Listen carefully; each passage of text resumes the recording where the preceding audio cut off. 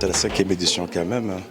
La nouvelle thématique aujourd'hui, il y a une forte participation de médecins, pas simplement de Casablanca. Il y a ceux qui viennent de Rabat, il y a ceux qui viennent aussi de Marrakech. La situation de santé s'est dégradée au niveau des immigrants. Déjà, le système de santé est devenu beaucoup capitaliste. Pour ceux qui n'ont pas des moyens, pour ceux qui n'ont pas l'assurance maladie, ça devient beaucoup difficile.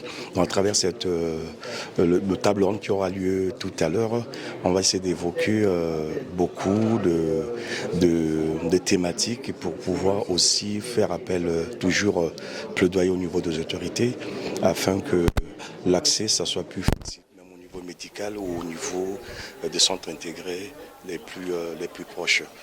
En plus, nous avons le président des amicales de médecins étrangers de CHU, c'est à travers eux aussi que nous envoyons des personnes. Et la particularité de cette année aussi, nous voulons rendre hommage aux médecins, au cabinet médical, parce que chaque année, nous envoyons au moins des personnes chez le dentiste, chez l'ophtalmologue, chez le cardiologue. Donc il y aura des trophées pour rendre hommage à tous ceux qui ont accompagné la Banque de Solidarité depuis toute l'année 2025, ou depuis que nous avons commencé cette belle aventure. Il n'y a pas que des médecins, aussi des médias, tels que vous.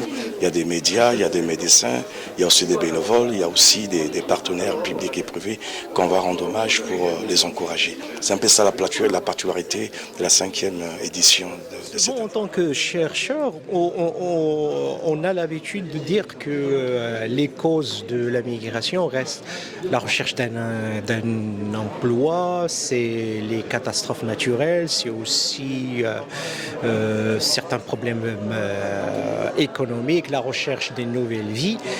Mais on oublie souvent un autre facteur très important, à savoir la santé, parce qu'on a observé qu'il y a certaines mobilités motivées précisément par des motifs purement sanitaires, c'est-à-dire certains individus qui se déplacent d'un côté de l'autre dans le continent pour se soigner, parce que c'est un problème aussi lié à l'infrastructure, à l'équipement sanitaire et ainsi de suite.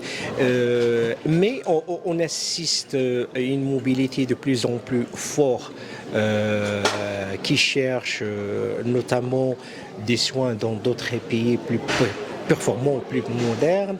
Et je crois qu'il est temps pour les journalistes, les experts et pour aussi les chercheurs de travailler sur ce sujet-là de la santé comme composant aussi des flux migratoires.